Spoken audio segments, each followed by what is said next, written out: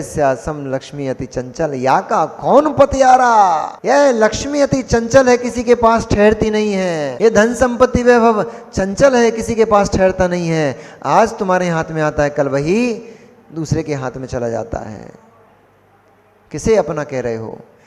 इसलिए इस बात का उस कूर्मी ने निर्णय कर लिया, जगत में कोई किसी का नहीं होता है। जगत में सारे संबंध केवल कर्म निमित्तक हैं, कर्मों के निमित्त से संबंध होते हैं, और कर्म हटते ही संबंध विच्छेद हो जाता है। उनकी बात नहीं, तत्व निर्णय पूर्वक, तत्व ज्ञान पूर्वक, और अपने कलेजे के टुकड़े को एक चट्टान की शिला पर छोड़कर वह कूर्मी आरिका माँ इंद्रमालिनी आरिका माँ के पास जाकर के आलोक नगर में उनसे दीक्षित हो गई। इधर जब वह बालक न रुदन कर रहा, न किसी प्रकार की भयभीत उसकी दशा, अब भयभीत कहां से होगा, वो तो अबोध था।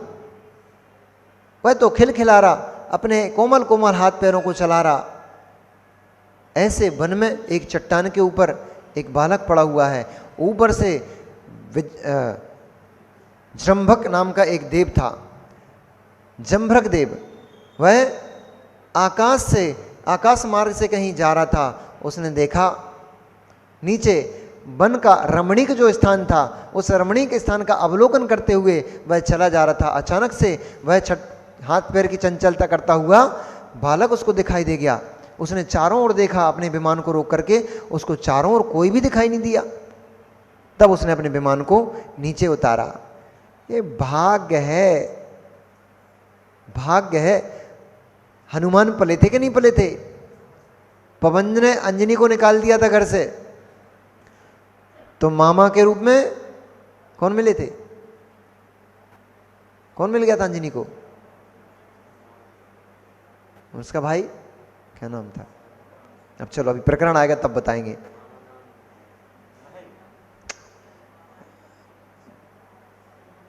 अब एक देव मिल गया था उनको भी। चलो, हनुमान पल गए थे कि नहीं पल गए थे। कल एक कथा सुन रहे थे अपन, काष्टंगर, सत्यंधर और बालक का नाम क्या था, सत्यंधर के बालक का नाम जीवंदर कुमार। सबने नाम सुना है, जीवंदर कुमार। जीवंदर कुमार पल गए थे कि नहीं पल गए थे।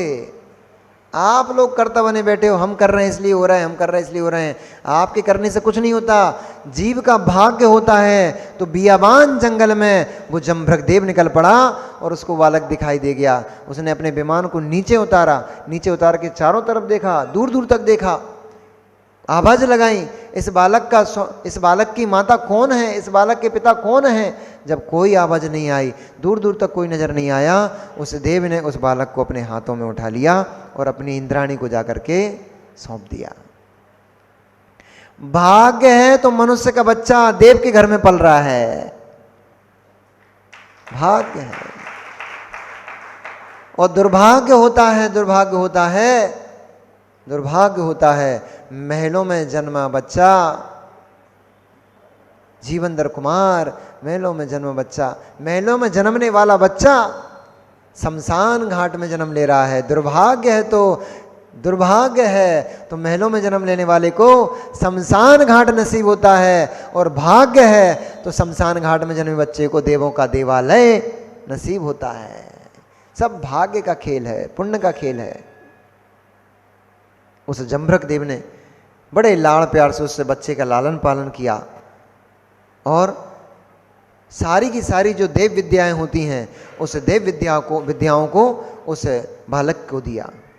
यद्यपि वह बालक मनुष्य का बालक था, मनुष्य था, तब भी उसने बहुत सारी विद्याएं, आकाशगामिनी आदि बहुत सारी उसने विद्याएं सिद्ध की, और देव के द्वारा लालन पालन हुआ था, इसलिए देवों के द्वारा भी उसको बहुत सारी विद्याएं दे दी गई। इस प्रकार से वह देवपुत्र कहलाने लगा। और वह देवपुत्र उसने तत्व आदि के ज्ञान को प्राप्त किया। तत्व आदि के ज्ञान को प्राप्त करके वह देवपुत्र क्षुल्लक हो गया। उसने 11 प्रतिमाओं को धारण करके और क्षुल्लक व्रत धारण कर लिए, लाल लंगोटी और एक लाल दुपट्टा धारण कर लिया। अब कहीं लाल भी आता है, कहीं सफ़ेद भी आता है, ठीक है। तो लंगोटी और दुपट्टा क्षुल्लक जी का वो होता है, वस्त्र होते हैं, एक लंगोटी धारण करते हैं, एक दुपट्टा धारण करते हैं। इसलिए कहीं लाल वाले मिल जाएं तो विकल्प नहीं करना कि लाल लंगोटी क्यों पहने, लाल दुपट्टा क्यों डाले हुए हैं, क्योंकि लाल का भी गोमटेस में बहुत सारे क्षुल्लक जी मिले थे हम लोगों को, लाल दुपट्टा और लाल लंगोटी वाले। तो हम उनको चढ़ाते थे, उनसे बोलते लाल लंगोटा जय हनुमान। इस प्रकार से उन्होंने अणुव्रतों को धारण करते हुए 11 प्रतिमाओं को धारण किया बड़ा होकर के, और बहुत सारी विद्याओं का स्वामी हो गया। और सुंदर तो था ही, क्योंकि तप के प्रभाव से उत्पन्न हुआ था, क्योंकि उसका पिता तपस्वी था, माँ तपस्विनी थी, इसलिए तप के प्रभाव से सौंदर्य रूप आदि को तो धारण करने वाला था ही, विशेष विशेष शक्तियों से युक्त भी था। और फिर देवपुत्र होने से वह बहुत सारी विद्याओं का स्वामी हो गया। इस प्रकार से वह देव ऋषि नाम से सारे लोक में प्रचलित हो गया। यहाँ तक कि देवता लोग भी उसको सम्मानपूर्वक नमस्कार करते थे, देवों का गुरु कहलाने लग गया वह। चूंकि मनुष्य था इसलिए मनुष्यों में भी घूमता था और मनुष्यों का भी गुरु कहलाता था, और देवों के बीच में भी रहता था, इसलिए देव ऋषि भी कहलाता था। इस प्रकार से मनुष्य देव तिर्यंच सभी के बीच में रहता हुआ सभी के बीच में वह आनंद से जिया करता था। ऐसा वह देव ऋषि, उसका नाम नारद हुआ। चूंकि उसके माँ ने छोड़ दिया, उसके पिता ने छोड़ दिया, इसलिए उसका सहारा कोई नहीं था, इसलिए उसका नाम नारद हुआ। माता पिता के छोड़े हुए होने के कारण उसका नाम नारद प्रचलन में हुआ। लेकिन देवों के पास पला इसलिए ऋषि बन गया, इसलिए वो देव ऋषि कहलाने लग गया। इस प्रकार से जम्बक देव के द्वारा पाला गया वह नारद बालक, वह बहुत ही चंचल चित्त का और कलह प्रिय, दूसरों को लड़ा करके खूब मजे लूटने वाला। इस प्रकार से वह जगह जगह स्थान स्थान में विचरण करते हुए, उसके लिए कोई रोक टोक नहीं थी। कभी भी किसी भी राजा के महल में प्रवेश कर सकता था, कोई द्वारपाल नहीं रोकेगा। किसी देव के स्थान में प्रवेश कर जाएगा, उसको कोई नहीं रोकेगा। यहाँ तक कि रानियों के अंतःपुर में भी बिना किसी रोक टोक के उन देव ऋषि का आना जाना हो सकता था, उनके ऊपर कोई बंदिश नहीं थी। देवियों के यहाँ भी वो उनका आना जाना हो सकता था, उनका कोई बंदिश नहीं थी। इसलिए सभी का प्रिय वह नारद यत्र तत्र भ्रमण करते हुए और आनंद का जीवन जीता था। इस प्रकार से नारद का वृत्तांत कहकर सुना करके गणधर परमेष्ठी गौतम स्वामी ने राजा शैणिक को बहुत संतुष्ट किया। जब तत्व आदि का उपदेश सुन करके और नारद के बारे में जान करके राजा शैणिक बहुत संतुष्ट हुए, हर्ष को प्राप्त हुए, तब उन्होंने पुनः निवेदन किया, भगवान वो जो दशानन दिग्विजय यात्रा के लिए निकला उसका क्या हुआ? जिज्ञासा आती ना, आप लोग भी जैसे कहानी सुन रहे कितने अच्छे से, भी देखो एकदम मन लगा हुआ है सबका, एकदम बिल्कुल ऐसे बैठे हो कुछ, अब क्या होने वाला है, तो जिज्ञासा आती हैं। तो वहाँ पर सैनिक के हमने में पुनः जिज्ञासा उत्पन्न हो गई कि भगवान वो दशानन निकले थे यात्रा के लिए, उनका क्या हुआ? तो पुनः भगवान गौतम स्वामी ने रावण का वृत्तांत कहना प्रारंभ किया। हे सैनिक, वह जो दशानन था वह नगर नगर में, गांव गांव में अपनी दिग्विजय यात्रा को संपन्न करते चले जा रहा था, और जिस नगर से, जिस गांव से निकलता था वह पूरे के पूरे नगर तोरण द्वार, बंधनवार, कलश आदि से सुशोभित हो जाते थे, सुसज्जित हो जाते थे। जहाँ से निकलता था हजारों हजारों की संख्या में लोग आकर के, महिला पुरुष आकर के, यहाँ तक कि छोटे छोटे बच्चे आकर के उसकी आगवानी किया करते थे और बहुत सारी भेंटों को देकर के उसको संतुष्ट किया करते थे। इस प्रकार चलते हुए उस दशानन को एक दिन किसी पर्वत के चोटी के ऊपर उसने अपना पूरा काफिला, अब तो बहुत लंबा चौड़ा हो चुका था, क्योंकि जितने लोगों को जीतते जा रहा था, जितने राजा महाराजाओं को जीतते जा रहा था, सारे के सारे राजे महाराजे उसके पीछे पीछे उसकी दिग्विजय यात्रा में साथ में चलते जाते थे। इस प्रकार से अब तो ऐसा जनसमूह हो गया था, ऐसा जनसमूह हो गया था कि जैसे विशाल समुद्र अपने जल में पल्लरें उत्पन्न करता है, ऐसा जहां देखो वहां तक केवल सेना ही सेना, दूर दूर तक केवल नरमुंडी नरमुंडे नजर आते थे और कुछ भी नजर नहीं आता था। ऐसा विशाल पूरे आकाश, पूरे प्रदेश, पूरी पृथ्वी के प्रदेशों को व्याप्त करता हुआ वह दशानन एक दिन किसी पर्वत की चोटी पर पहुंचा। वहां उसने अपना शिविर स्थापित किया, यानी टेंट लगाया, तंबू ताना।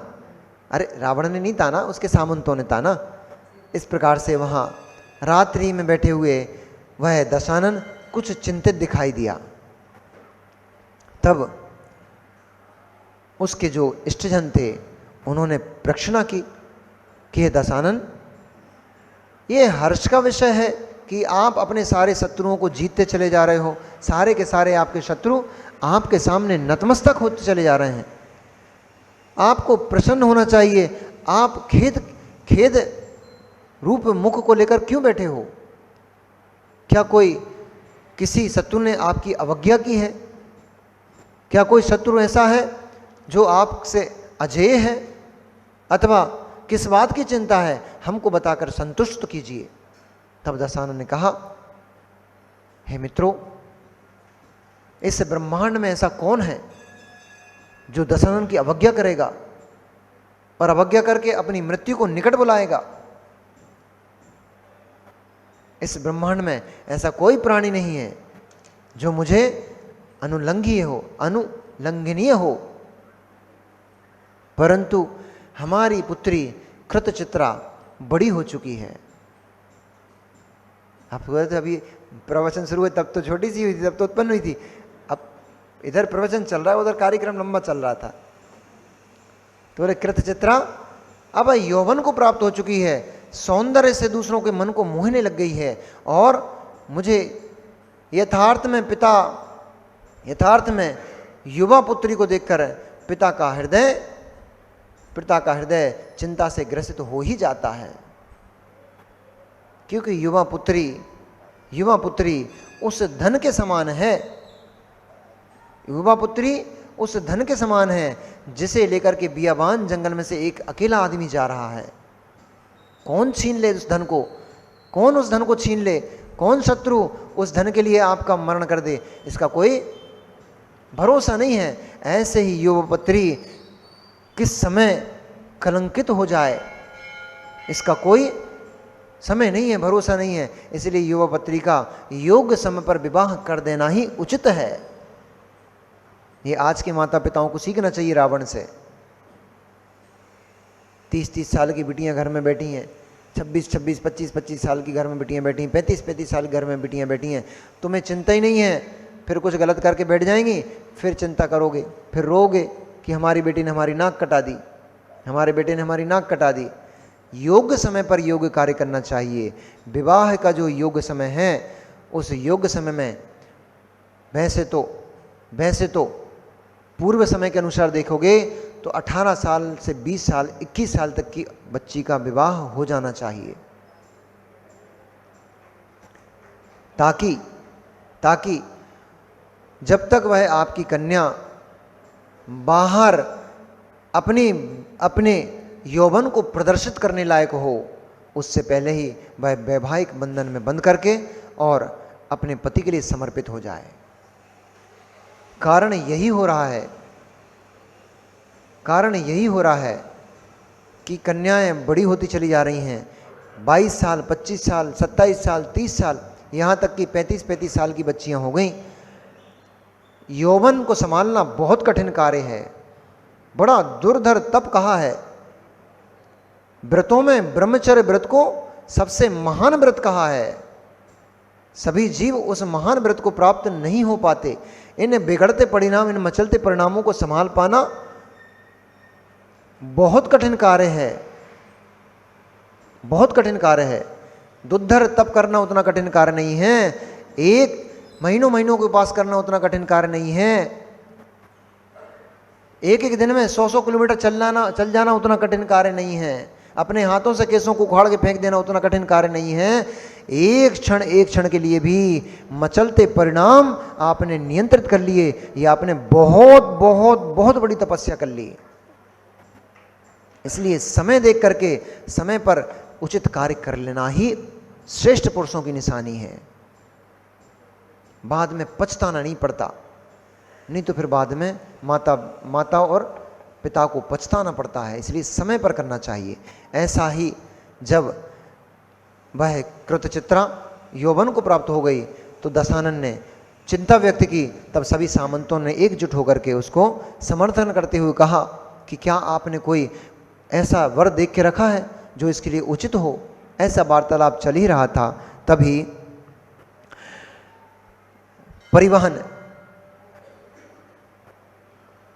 परिवहन नाम के मथुरा के राजा, आपके पड़ोसी, आगरा के पड़ोस में थे, मथुरा के राजा परिवहन, उन्होंने अपने मधु नाम के पुत्र को, राजा मधु, सभी ने सुना होगा नाम, राजा मधु नाम के पुत्र को आगे करते हुए कहा कि हे दशानन, यदि आपको मेरा पुत्र योग्य लगता है तो मेरा पुत्र मेरे अनुसार कृतचित्रा हमारी बेटी के लिए हमारा पुत्र मधु बहुत उत्तम वर होगा, क्योंकि यह मधु जगत में सर्वश्रेष्ठ योद्धा है और सुंदरता में किसी से कम नहीं है, पौरुष में किसी से कम नहीं है, और बड़े बड़े योद्धा इससे भय खाते हैं। यद्यपि अभी यह युवावस्था को प्राप्त है, तब भी देवों के द्वारा प्राप्त त्रिशूल इसके पास ऐसा अमोघ शस्त्र है जिससे हजारों शत्रु एक साथ नष्ट किए जा सकते हैं। इसलिए उस त्रिशूल रूपी बल को पाकर के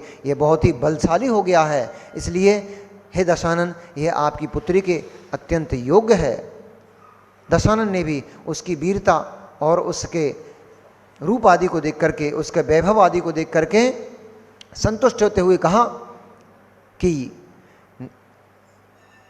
मथुरा नरेश परिवहन हमारे परम मित्र हैं और वे सदा सदा ही हमारा शुभ चिंतन करते हैं, हमारे लिए शुभ चिंतक हैं। हमेशा जब भी आवश्यकता पड़ी है मथुरा नरेश ने हमारे लिए समय दिया है। इसलिए उनका पुत्र हमारे लिए मधु योग्य वर है। और उन्होंने ऐसा जान करके मधु के साथ उचित समय देख करके कृतचित्रा का विवाह संपन्न किया। इस प्रकार कृतचित्रा को पाकर के और रावण का दामाद बन करके वह मधु अत्यंत संतुष्टि को प्राप्त हुआ, अत्यंत वैभव को प्राप्त हुआ। इस प्रकार से उस सेना को लेकर के दशानन आगे बढ़ते चले जा रहे थे। वहाँ पर बढ़ते हुए लगभग उनको 18 वर्ष हो गए। दिग्विजय यात्रा प्रारंभ की उनको 18 वर्ष हो गए। अब इस भूमि पर ऐसा कोई राजा नहीं बचा था, भूमि गोचरी राजा, कई सारे विद्याधर राजाओं को जीतते हुए भूमि पर कोई भी भूमि गोचरी राजा नहीं बचा था जिसको रावण ने जीत ना लिया हो, उस दशानन ने अपने अधीनस्थ ना कर लिया हो। हजारों राजाओं को अपना अधीनस्थ करते हुए वह दशानन एक दिन गंगा नदी के तट पर पहुंचे और वहां जाकर के 18 वर्ष की थकान गंगा नदी को देखकर निकलने लग गई।